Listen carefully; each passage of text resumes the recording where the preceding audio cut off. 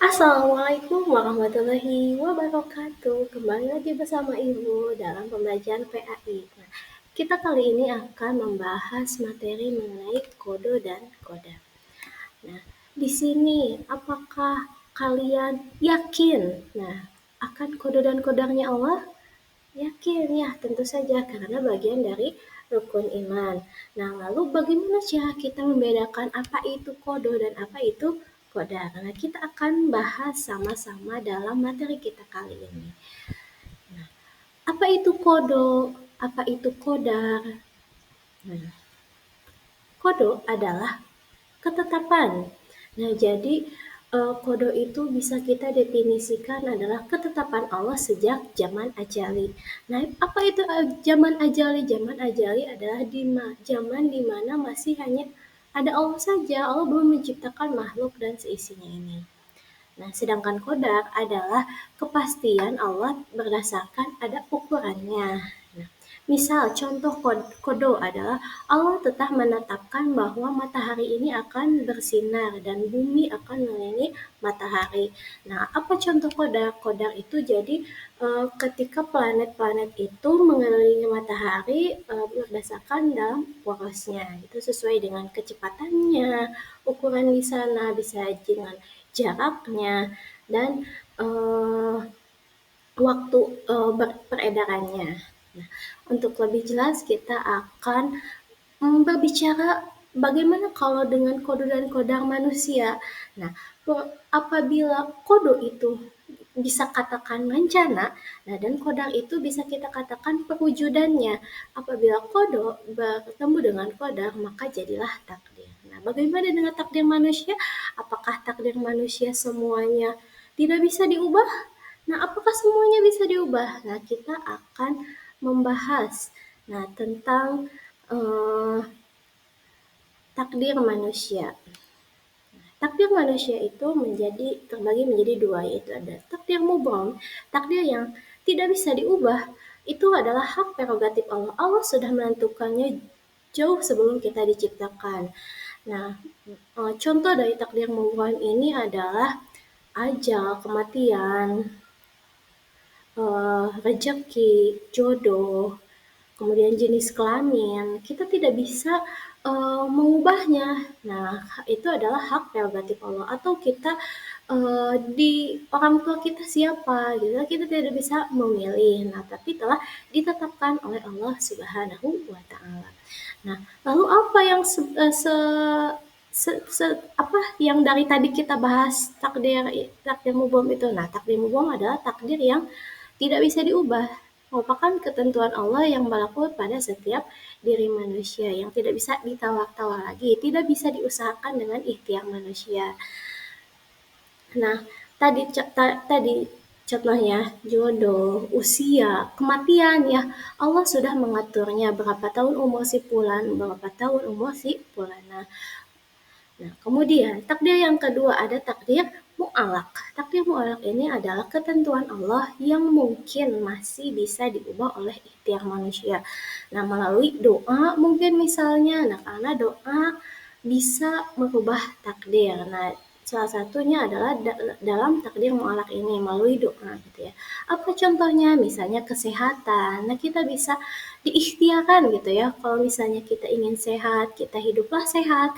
Nah, jika sakit ya mungkin qadarullah, tapi kita bisa ikhtiar untuk sembuh. Atau apalagi misalnya kepandaian, kita bisa ikhtiar untuk belajar giat, belajar rajin.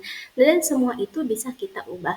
Apa dalilnya? Dalilnya innallaha la yughayyiru ma biqaumin hatta yughayyiru ma bi anfusihim. Nah, jadi Allah tidak akan mengubah keadaan suatu kaum sampai si kaum itu merubahnya sendiri. Nah, atau dalilnya adalah dalam surat Al-Qamar ayat 49 dan Al-Ahzab ayat 38 bahwa kode dan kodar manusia itu sudah Allah tentukan dan kita wajib mengimaninya.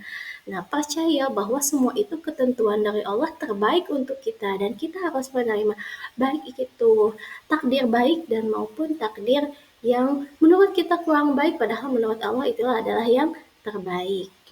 Nah, selanjutnya Fungsi iman kepada qada dan qadar. Apa fungsinya kita beriman atau meyakini qada dan qadar? Satu, menyadarkan manusia untuk mengakui kuasaan kebesaran Allah.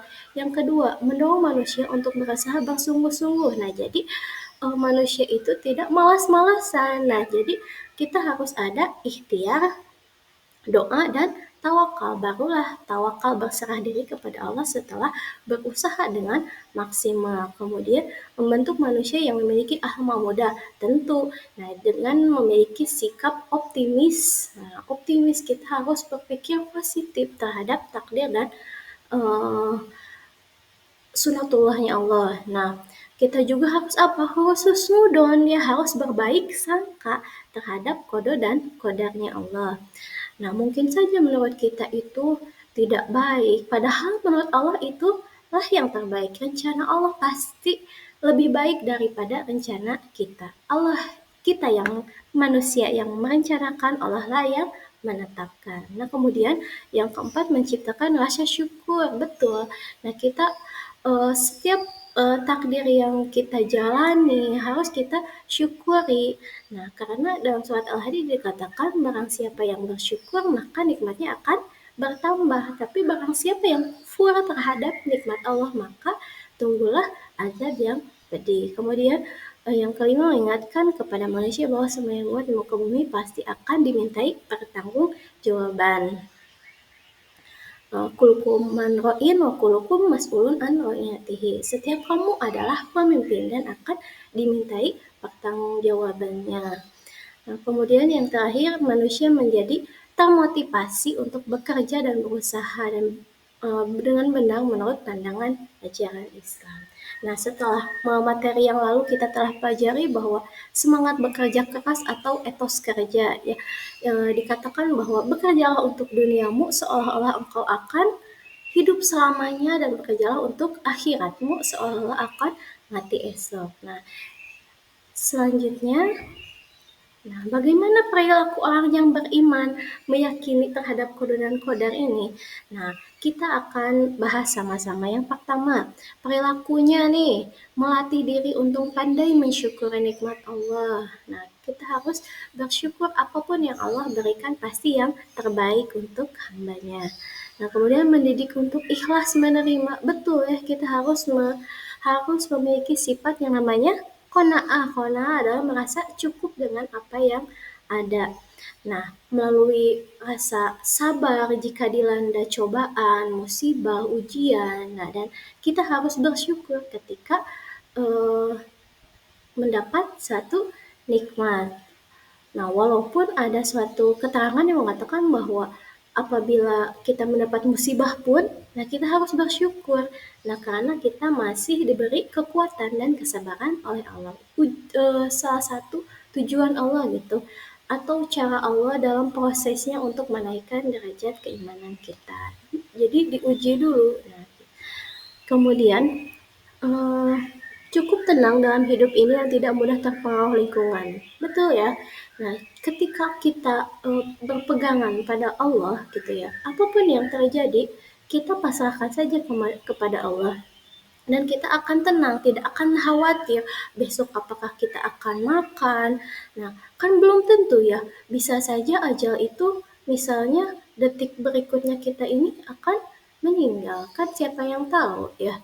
Nah, jadi dalam menjalani hidup kita akan tenang karena kita menyerahkan segala urusannya kepada Allah, yakin itu yang terbaik untuk kita. Nah, kemudian berusaha untuk dapat mengendalikan diri dan tidak bersikap sombong. Ya, kita tidak sombong. Nah, seolah-olah tadi takdir mualaf teh ya, kalau misalnya ada siswa misalnya selalu selalu berhasil dalam ujiannya. Nah, dia akan merasa bahwa doa ataupun kekuasaan Allah itu tidak apa-apanya. Mereka menganggapkan bahwa semuanya itu adalah hasil kerja kerasnya. Nauzubillah min dzalik. Nah, kemudian senantiasa berprasangka baik dan kepada Allah ketika mengalami kesulitan dalam hidup. Betul tadi teh ya, husnudon. Kemudian selalu meyakini bahwa semua yang manusia adalah ujian dari Allah. Kemudian yang terakhir, yakin bahwa di balik semua peristiwa yang kurang menyenangkan pasti ada hikmahnya. Dan kita belajar ini juga fungsinya untuk apa? Untuk kita agar tidak menjadi dua golongan yang tersesat atau keliru dalam memahami qada dan qadar, yaitu dua golongan itu apa? Nah, golongan yang pertama yaitu golongan Jabariyah. Golongan Jabariyah ini mengatakan bahwa semuanya karena Allah. Jadi kita tidak ada daya upaya untuk melakukan ikhtiar gitu. Bahkan ketika seorang siswa ini berpaham Jabariyah, dia mengatakan bahwa belajar adalah sesuatu yang sia-sia, selalu gagal.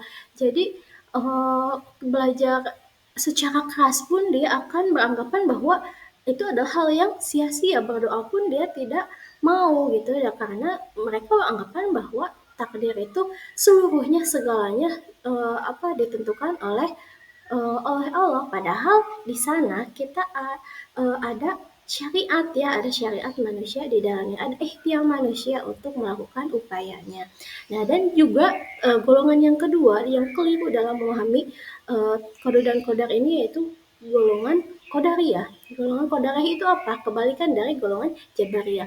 Golongan qadariyah ini adalah golongan yang menafikan atau meniadakan kekuasaan Allah. Jadi manusialah yang menentukan segala-galanya. Nah, ini bahaya ya, yang cukup ekstrim. Bahkan dikatakan bisa ateis kalau misalnya beranggapan bahwa semua ini adalah hasil usaha manusia, tidak ada kaitan dengan Allah. Nauzubillah min dzalik. Nah, oleh karena itu kita hari ini belajar iman kepada qada dan qadar agar kita tidak salah atau sesat pikir gitu ya, tidak keliru dalam memahami qada dan qadar, bahwa kita berada di antara hakikat Allah ya, hakikatnya oleh Allah dan syariatnya manusialah yang menjalankan. Gitu kita berada di antara syariat dan hakikat, yaitu paham Ahlus Sunnah wal Jamaah.